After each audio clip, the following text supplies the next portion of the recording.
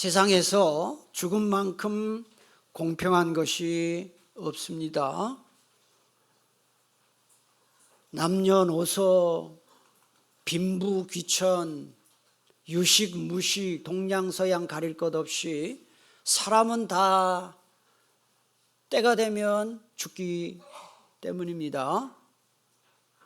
그러나 죽음이 인생의 끝이라면 이 세상에 사람만큼 허무한 존재가 있을까? 저는 그렇게 생각합니다.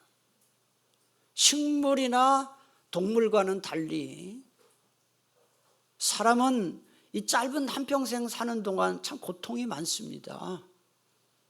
기쁘고 즐거운 날보다 슬프고 괴롭고 걱정하는 날이 훨씬 많기 때문입니다.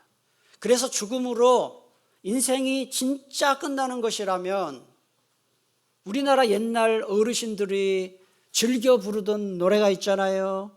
노새 노새 젊은 옷에 늙어지면 못 노나니. 이 가사가 틀리지 않다, 맞을 수도 있겠다라는 생각이 듭니다. 그러나 죽음은 인생의 끝이 아니라 새로운 삶의 시작입니다. 시작. 사람은 우리 눈에 보이지 않지만 죽는 즉시 몸과 영혼이 분리가 됩니다. 분리. 하나님이 사람을 만드실 때 흙으로 몸을 만드시고 코에 하나님의 생기를 불어넣으셨습니다. 그래서 영혼이 된 거예요. 그래서 우리가 살아있는 동안은 몸과 영혼이 늘 함께 있지만 죽으면 죽는 즉시로 영혼은 천국과 지옥으로 가는 것입니다. 그런데 천주교는 다르게 해석합니다. 사람이 죽는 즉시 모든 사람의 영혼이 천국과 지옥으로 가는 게 아니라 연옥으로 가는 존재도 있다, 이렇게 해석을 하죠. 연옥이 뭔가 하는 거예요. 연옥. 이거는 천국으로 가기에는 자격이 부족하지만 그렇다고 지옥에 갈 만큼 큰 죄를 짓지 않은 자들의 영혼이 임시적으로 머무는 곳입니다. 그래서 그 연옥에서 어떤 단련 기간을 채우고 영혼의 정화가 일어나면 연옥에서 천국으로 올라간다, 이렇게 주장하는 거죠. 근데 이 천주교의 연옥 교리는 성경에 맞지 않습니다. 나와 있지 않습니다. 웨스트민스터 신앙고백서 제32장 죽음 이후의 상태에 관하여, 그리고 죽은 자의 부활에 관하여 제1절에 보면 이런 설명이 나와요. 사람의 몸은 죽은 후 흙으로 돌아가 썩는다. 그러나 그들의 영혼은 죽거나 잠자지 않으며 죽지 않고 살아서 즉시 하나님께로 돌아간다. 의인들의 영혼은 완전히 거룩해져서 빛과 영광 중에 계시는 하나님의 얼굴을 보는 지극히 높은 하늘로 받아들여지고 몸의 완전한 구속을 기다린다. 악인들의 영혼은 지옥으로 던져져서 거기서 고통과 극심한 어둠에 있게 되고 대심판날이 예비되어 있다. 그 다음 같이 읽어볼까요? 이 두 장소 외에 몸으로부터 분리된 영혼이 있는 장소는 성경이 인정하지 않는다. 사람이 죽으면 영혼이 즉시 천국으로 가거나 지옥으로 가는 것이지 어떤 중간 단계에 머물거나 거치는 게 아니다. 이거를 여러분들이 분명히 알았으면 좋겠습니다. 여러분, 예수님이 십자가에 못 박혀 돌아가실 때 예수님의 양편에 강도도 함께 십자가형에 처해졌죠. 그런데 그 강도 중에 한 사람이 뒤늦게 했지만 회개했을 때 예수님이 그 강도에게 하신 말씀이 있어요. 그게 바로 오늘 우리가 함께 읽은 본문 말씀인데 다시 한번 읽어볼까요? 시작. 오늘 네가 나와 함께 낙원에 있으리라 그랬어요. 이 시점을 보세요. 언제라고 했나요? 오늘 죽은 즉시예요. 아니 다른 사람도 아니에요. 강도예요. 강도. 물론 그 당시 정확하게 보면 반역죄를 지은 사람일 수도 있고 이건 여러 가지 해석이 있으면 어쨌든 세상 사람들을 볼 때 죄인입니다. 그런데 오늘 나와 함께 천국에 있겠다.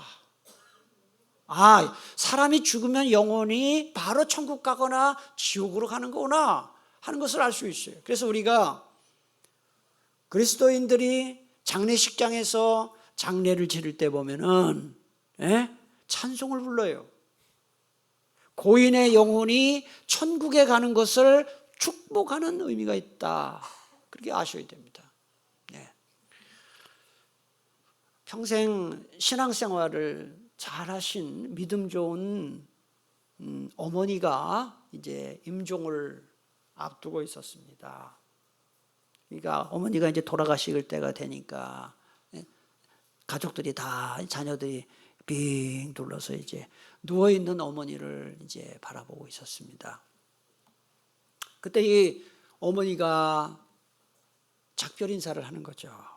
그래서 첫째, 둘째, 셋째 자식의 손을 잡으면서 마치 잠자는 것처럼 밝은 웃음을 지으면서 얘들아 천국에서 만나자로 인사를 했어요. 그런데 이제 막내 아들의 손을 잡으면서 그 어머니의 웃음기가 싹 사라지고 울먹울먹 하면서 이렇게 인사를 했어요. 막내야, 부디 꼭 우리 너 예수 믿어라. 그리고 천국에서 만나자. 막내가 예수를 믿지 않으니까 이제 지옥을 가면 만날 수가 없잖아요. 그래서 어머니가 이런 이야기를 한 것이죠. 죽음은 이처럼 끝이 아니라 새로운 삶의 시작이라고 했는데 새로운 삶에는 두 종류가 있습니다. 예수 믿고 구원받은 성도, 지금부터 의인이라고 하겠습니다. 의인의 새로운 삶이 있고 구원받지 못하고 지옥을 가는 악인의 삶이 있습니다. 그래서 의인의 영혼은 천국으로 가고 악인의 영혼은 지옥으로 가기 때문에 행선지가 완전히 달라지는 것이다 하는 것입니다. 자, 그런데 여러분 알 거는 사람이 죽은 직후부터 부활할 때까지의 이 상태를 중간 상태라 그렇게 불러요. 신학적으로. 이 중간 상태, 이 몸의 상태에 대해서 전혀 다른 대접이 있습니다. 자, 여러분 보십시다. 사람이 죽으면은 요새는 매장보다는 화장을 주로 하죠. 또 어떤 분은 수목장을 합니다. 또 어떤 분은 바닷물에다가 수장을 합니다. 가루를 말이죠. 그 관계 없습니다. 어쨌든 구원받은 사람의 중간 상태, 무덤에서 부활할 때까지의 상태와 악인의 이 상태는 다르다 하는 것입니다. 어떻게 다른가?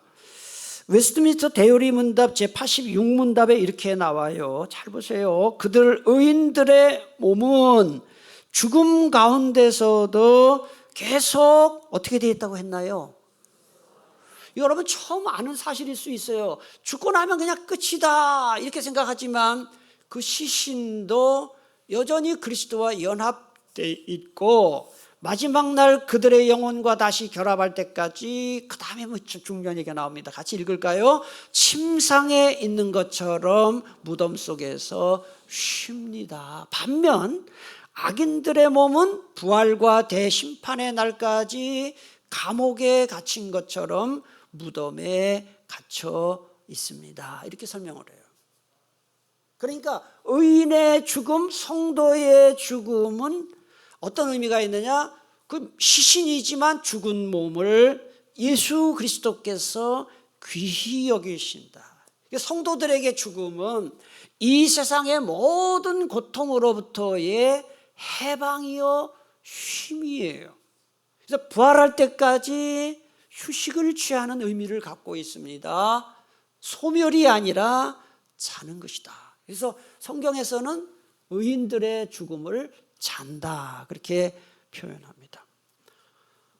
여러분, 묘지를 영어로 cemetery라고 합니다. cemetery라고 하는데, 이 cemetery라는 말의 어원이 뭐냐? 잠자는 곳이라는 단어에서 이 단어가 나와요. 굉장히 성경적인 단어죠. 예? 이사야 57장 2절에 보니까 그들은 평안에 들어갔나니 바른 길로 가는 자들은, 같이 읽겠습니다, 그들의 침상에서 편히 쉬리라. 죽음의 상태를 말하는 거예요. 요한계시록 14장 13절 지금 이후로 주 안에서 죽는 자들은 복이 있도다 하시매 성령이 이르시되 그러하다. 그들이 수고를 그치고 쉬리니 이는 그들의 행한 일이 따름이라 하시더라. 이게 바로 구원받은 의인의 죽음의 상태입니다. 휴식과 안식이다. 반면에 악인들의 영혼은 죽는 즉시 지옥의 형벌로 떨어지고, 육신은 죄인들이 감옥에 갇혀 지내는 것처럼 무덤에 갇혀 있는 것입니다. 같은 상태지만 의미가 다르다. 한쪽은 휴식이요 자는 것이요, 다른 한쪽은 갇혀 있는 것이다. 그러므로 우리가 이 세상 사는 동안 매일매일 우리와 동행하시고 인도하시고 보호하시는 주님의 은혜에 감사할 뿐만 아니라 죽을 날이 가까이 왔거나 혹 그런 일이 없어야 되겠지만 혹 죽을 병에 걸리더라도 죽음 이후에도 우리와 영원히 함께 하시는 주님의 은혜를 생각하며 죽음을 두려워하지 않는 믿음이 우리에게 있게 되기를 축복합니다. 부활은 죽음의 끝이요 죽음에 대한 승리입니다. 그래서 기독교 신학을 한마디로 말하면 부활신학입니다. 부활신학입니다. 이에 대해서 신학자 프란시스 패튼은 이렇게 말했습니다. 사람들은 부활 사건의 모퉁이돌 위에 기독교 신앙의 대회당을 건축했다. 기독교 이 신앙의 모퉁이가 뭐냐? 부활 사건이다 하는 것입니다. 여러분, 지금 매주마다 사도신경 배우고 있는데 오늘 여러분이 사도신경에 대해서 몇 번째 배우는지 혹시 아세요? 몇 번이나 배운 것 같아요? 몇 번을 배웠는지 아무 관계 없습니까? 오늘 18번째입니다. 네. 언제 끝날 것 같아요? 내용을 가만히 보니까. 네? 목사님 마음대로죠, 이러겠죠. 다음 주에 끝납니다. 다음 주에. 네. 네. 다음 주에 끝나요, 내용이. 19번 하면 끝날 것 같아요. 근데 혹시 몰라요. 그 장담 못해요. 20번 할 수도 있고. 자, 그런데 사도신경에 보면 부활에 관한 고백이 2번 나와요. 2번 나와요. 예수님의 부활에 관한 고백 이미 배웠어요. 오늘 우리가 배우는 거는 성도의 부활이에요. 자, 질문합니다. 사도신경이 몇 문장으로 되어 있다고 했나요? 12문장이죠. 그 중에 5문장, 그 다음에 11문장이 바로 부활에 관한 문구예요. 자, 한번 읽어보겠습니다. 문구만 읽겠습니다. 장사한 지 사흘 만에 죽은 자 가운데서 다시 살아나시며 몸이 다시 사는, 이 앞에 부분은 누구의 부활이에요? 예수님의 부활이에요. 뒷부분은 누구의 부활이에요? 성도의 부활입니다. 자, 오늘 우리는 지금 뭘 배우느냐? 성도의 부활에 대해서 배우는 거예요. 자, 그러면 죽은 사람들이 언제 부활하는 것인가? 부활의 시기 아시죠? 예수님이 재림하시는 즉시 부활합니다. 예? 고린도전서 15장 51절 보라 내가 너희에게 비밀을 말하노니 우리가 다 잠잘 것이 아니요 마지막 나팔. 이 마지막 나팔은 무슨 나팔이죠? 재림 나팔이에요. 마지막 나팔에 순식간에 홀연히 다 변화된다. 재림하실 때 부활한다. 자, 그러면 또 한번 생각해 봅시다. 예수님이 재림하실 때 성도들만 부활하는 건가요? 악인들도 부활하는 건가요? 여러분 다 아시죠? 제가 여러 번 얘기했어요. 성도만 부활하는 거 아닙니다. 예수님 재림하실 때 악인들도 부활합니다. 웨스트민스터 대유리 문답 제87문답에 보니까 우리가 부활에 대해 믿어야 할 것은 무엇입니까? 답을 한번 같이 읽겠습니다. 우리는 마지막 날 이미 죽은 의인과 악인 모두의 부활이 있음을 믿어야 합니다. 그때 여전히 살아있는 자들은 순식간에 변화될 것입니다. 자, 의인도 부활하고 악인도 부활합니다만은 차이가 있습니다. 의인은 영생의 부활, 악인은 영벌의 부활이죠. 그 차이가 있습니다. 다니엘서 12장 2절 땅의 티끌 가운데에서 자는 자 중에서 많은 사람이 깨어나, 잘 보세요, 영생을 받는 자도 있겠고, 그 다음에는 지옥 형벌이에요. 수치를 당하여서 영원히 부끄러움을 당할 자도 있다 그랬습니다. 요한복음 5장 28절 29절 무덤 속에 있는 자가 다 그의 음성을 들을 때가 오나니, 같이 읽겠습니다. 선한 일을 행한 자는 생명의 부활로, 악한 일을 행한 자는 심판의 부활로 나오리라. 운명이 다르다 그얘기죠. 요즘 우리가 사는 이 시대를 지금 100세 시대라 합니다. 요새 뭐 장례식장 가서 보면 100살 넘은 사람 많아요. 그리고 뭐 대부분의 평균 돌아가시는 그 연령이 한 80 중반 후반, 그리고 90 뭐 중반까지 대부분이 그래요. 대부분. 지금의 의술이 너무너무 발달하고 사는 게 좋아져 가지고 웬만하면 이제 우리 시대는 웬만하면 100살까지 산다. 그래서 100세 시대다 그렇게 말해요. 근데 여러분, 오래 사는 게 무조건 좋은 건가요? 저는 오래 사는 게 좋으려면 두 가지가 다 갖춰져야 된다 이렇게 생각합니다. 첫째는 경제력이 있어야 돼요. 돈이 있어야 돼요. 또 하나는 뭐가 있어야 됩니까? 건강해야 돼요. 그러니까 돈이 있고 건강한 상태로 오래 사는 것은 그건 복이겠지요. 하지만 돈도 없고 맨날 아프고 고통받는 상태로 오래 산다. 그게 뭐 행복인 거 아니겠죠. 네. 저는 저희 장인 어르신을, 제가 작년에 돌아가셨잖아요.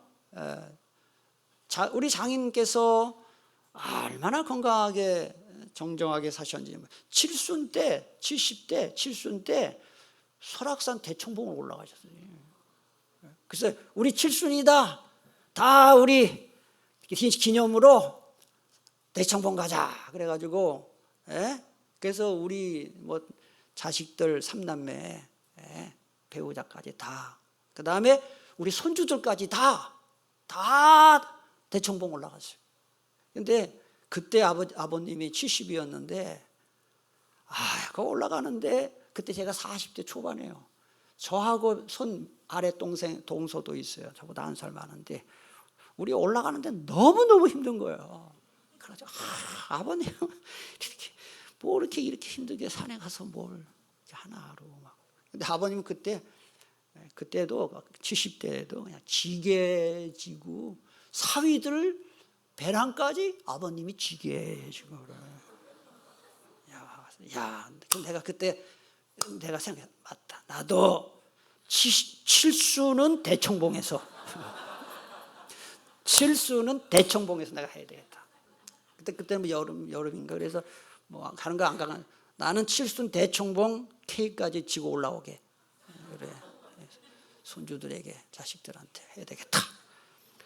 솔직히 그때 나는 별로 힘들었어요. 막 뭐 이렇게까지 하나 이랬는데 너무 좋아 보이더라고요. 그래서 저는 우리 장인 어르신 그리 건강해가지고 걱정도 안 했어요. 그런데 말년에 돌아가시기 거의 1년 동안을 병상에서 지냈어요.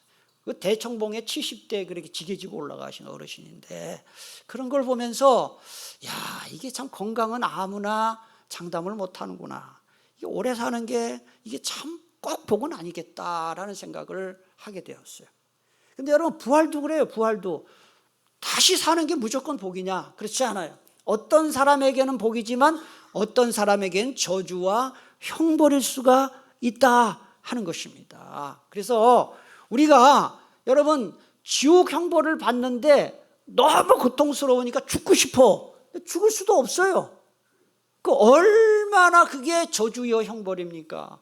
그러므로 우리는 이 세상을 살면서 예수 믿고 구원받음으로써 천국의 소망을 갖게 된 것에 대해서는 감사하며 살아야 하지만 영원한 지옥 형벌의 고통을 받게 될 믿지 않는 가족과 주변 사람들을 불쌍히 여기는 마음으로 전도하고 기도하는 여러분 다 될 수 있기를 축복합니다.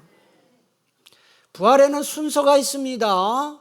부활에는 순서가 있다. 예수님 재림하실 때 이미 죽은 사람 무덤 속에 있는 자들이 먼저 부활합니다. 그리고 살아있는 자들은 부활하는 것이 아니라 죽질 않았으니까 몸의 변화가 있다. 그게 성경에 나와요. 고린도전서 15장 52절 나팔 소리가 나매 예수님 재림이죠. 죽은 자들이 썩지 아니할 것으로 다시 살아나고 부활입니다. 그 다음에 살아있는 그 사람들은 어떻게 된다고 했나요? 변화된다. 자, 이제 마지막으로 한 가지 더 살펴보겠습니다. 현재 우리의 이 몸과 부활체의 몸은 어떤 관계가 있는가 하는 거예요.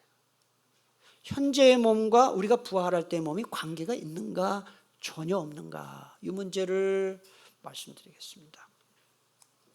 자, 부활을 얘기하면서 가장 먼저 이야기할 것은 부활하는 것은 육체이지 영혼이 아니라는 거예요. 영혼은 부활하지 않습니다. 영혼은 죽질 않기 때문에 부활이었습니다. 육체가 부활한다. 로마서 8장 11절에 보니까 맨 끝부분에 보니까 그의 영으로 말미암아 너희 죽을 몸을 살린다 그랬어요. 몸이 살아나는 거예요. 영혼이 사는 게 아닙니다. 영혼은 죽거나 소멸하지 않습니다. 계속 있는 겁니다. 몸이 죽고 몸이 부활하는 것입니다. 현재 우리 몸과 부활체 사이에는 연속성과 변화성이 있다는 것입니다. 자, 여러분 질문할 테니까 대답해 보세요. 머리 잘 생각해 보세요. 예수님이 부활하신 그 몸은 예수님이 십자가에 못 박혀 돌아가실 때의 그 몸으로 부활했는가? 1번. 아니면 그 몸이지만 변화된 몸인가? 2번. 아니면 십자가에 못 박혀 돌아가실 때의 몸과는 아무 관계가 없는 전혀 새로운 몸인가? 3번이에요. 자, 예수님이 부활하실 때의 몸은 몇 번이라고 생각하세요? 1번은 아니겠죠, 그죠? 2번일까요? 3번일까요? 2번입니다. 십자가에 못 박혀 돌아가실 때 그 몸인데 변화된 몸이에요. 뭘 보면 알 수 있어요? 예수님이 부활한 게 안 믿어진다고 하는 제자 도마에게 네 손을 내 옆구리에 넣어보라. 그럼 예수님이 십자가에 못 박혀 돌아가실 때 그 몸 상태에 연속성이 있다는 것이죠. 예. 우리도 마찬가지입니다.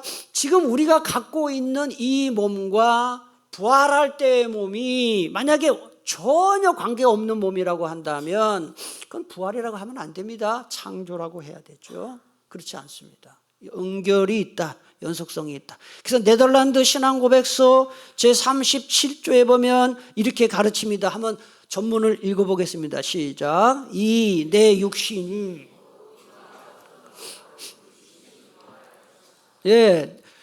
내가 갖고 있던 이 몸이 부활한다 그랬습니다. 이건 마치 뭐와 같으냐? 땅 속에, 흙 속에 씨를 심죠. 그러면은 시간이 지나면 새싹이 나오고 가지가 나오고 열매를 맺어요. 식물을 한번 봅시다. 그럼 여러분 보세요. 씨앗의 모습이 싹과 가지와 열매에선 찾아볼 수 없지만 다른 게 아닙니다. 변형이 됐을 뿐이지. 열매 속에 씨앗이 숨겨져 있는 것이고, 그래서 씨앗과 열매는 연속성이 있지만 변화된 것이다. 이런 원리가 바로 현재의 몸과 부활체의 몸에서 있는 것이죠. 고린도전서 15장 35절에서 38절에 보니까 그러나 죽은 사람이 어떻게 다시 살아나며 어떤 몸을 갖게 됩니까? 라고 묻는 사람이 있을지 모르지만 그건 어리석은 질문입니다. 여러분이 뿌리는 씨가 죽지 않으면 살아나지 못합니다. 여러분이 뿌리는 것은 형체를 갖춘 식물이 아니라 밀이나 그 밖의 다른 씨앗입니다. 그러나 하나님이 자기가 원하시는 대로 그 씨앗 하나하나의 본래의 형체를 주십니다. 그랬어요. 자, 그러면 우리가 부활할 때의 모습은 어떤 모습일까? 성경은 네 가지를 이야기하는데, 첫째, 죽지 않고 영원히 사는 몸이다 하는 거예요. 죽음이 없다, 부활하면. 그래서 천국에 없는 게 뭐냐? 천국에는 장례식장이 없습니다. 그리고 장의사 없습니다. 천국에는 죽음이 없기 때문에.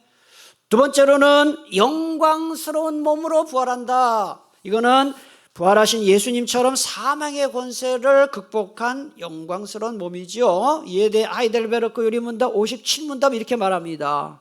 부활은 당신에게 어떤 위로를 줍니까? 이 생명이 끝나는 즉시 내 영혼은 머리이신 그리스도에게로 옮겨질 것입니다. 또한 나의 이 육신도 그리스도의 능력으로 일으킴을 받아 내 영혼과 다시 결합돼 그리스도의 영광스러운 몸과 같이 될 것입니다. 세 번째로는 강한 몸으로 부활한다. 이거는 늙지 않는 몸이에요. 여러분, 천국에 가서 이제 부활을 했는데 계속 늙는다.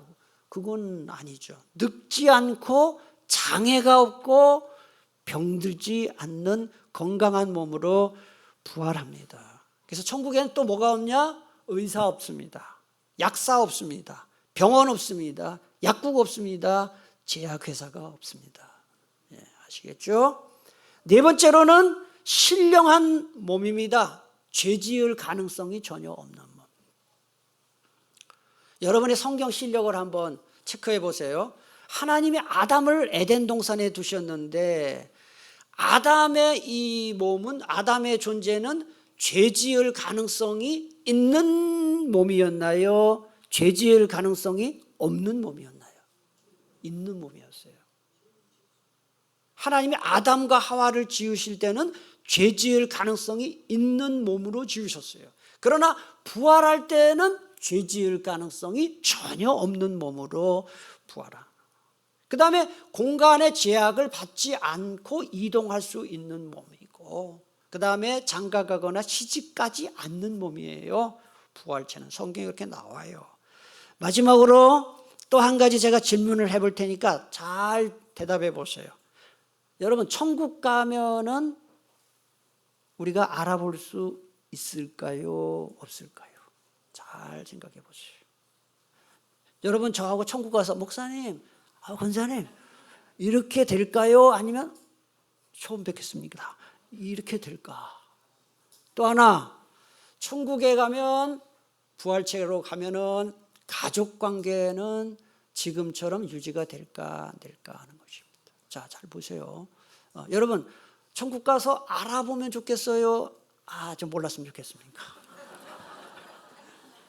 그 다음에 현재의 가족 관계가 계속 유지되면 좋겠어요? 이제 그만 유지되면 좋겠습니까? 이 설문조사를 해보니까 남편과 아내에게 질문을 했더니, 남편에게 현재의 아내와 다시 인생을 다시 산다면 다시 만나기를 원하십니까? 라는 질문에 많은 남자들은 긍정적으로 대답했고, 여자들은 이 세상 지금 사는 것도 힘들어서 다시 저 인간과 살고 싶지 않다, 이렇게 대답했다 그래요. 네? 또 결혼하고 살다가 부인이 먼저 이제 하늘나라 간 남자는 건강이 좀 약해져서 빨리 죽고, 남편을 먼저 하늘나라로 보낸 부인은 더 건강하게 오래 산대요. 너무 슬퍼요.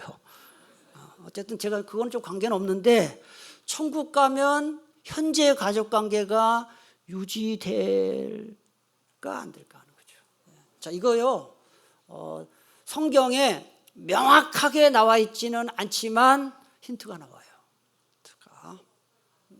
예수님의 변화산 사건을 기록한 마태복음 17장에 보면은 예수님이 베드로와 야고보와 요한을 데리고 변화산에 올라갔어요. 예수님이 변형이 돼요. 그런데 예수님만 변형이 된 것이 아니라 구약의 위대한 모세와 엘리야가 딱 나타났어요. 그런데 놀라운 것은 예수님의 제자들이 다 알아봐요. 그래서 베드로가 뭐라고 얘기합니까? 예수님을 위해서, 모세를 위해서, 엘리야를 위해서 제가 여기다가 텐트 좀 치겠습니다. 그런 얘기를 하는 게 나와요. 또 예수님이 부활하신 이후에 제자들을 만나는 사건을 기록한 사복음서에도 보면 예수님이 부활하신 후에 처음 만났을 때 맨 처음에는 몰라봤는데 나중에는 다 알아봐요. 이거를 유추해 볼 때 천국에 가면 부활한 몸을 서로 만났을 때 알아볼 확률이 높다. 왜? 예수님처럼 부활하니까 높다 그거고, 그 다음에 가족관계에 대해서는 안심하셔도 되겠습니다. 왜냐하면 좀 아까 말씀드렸죠. 부활체는 장가도 아니 가고 시집도 아니 간다는 말은 가족관계가 없다는 것입니다. 이게 대해서 뭐 아멘 할 분도 있고 노멘 할 분도 있겠지만 그건 여러분 자유고요. 어쨌든 제가 볼 때는 그렇게 결론을 내릴 수가 있습니다. 마지막에 우리 속담에 이런 말이 있어요. 개똥밭에 굴러도 이승이 좋다 그랬어요. 개똥밭이 좋은 밭인가요? 똥밭도 안 좋은데 개똥이면 더 안 좋지. 그러니까 이 세상에 아무리 험해도 이승이 어디요? 이 세상이에요. 저승은 저쪽이에요. 아무리 살기 힘들어도 사는 게 낫다 죽는 것보다, 이런 속담이에요. 이건 우리하고는 맞지 않습니다. 사실은 부활 소망을 가진 우리는 이렇게 살아야 됩니다. 이 세상에 살 땐 살아서 좋고 죽어도 부활의 소망이 있으니 감사하는 믿음을 갖고 사시기를 축복합니다. 기도하겠습니다. 하나님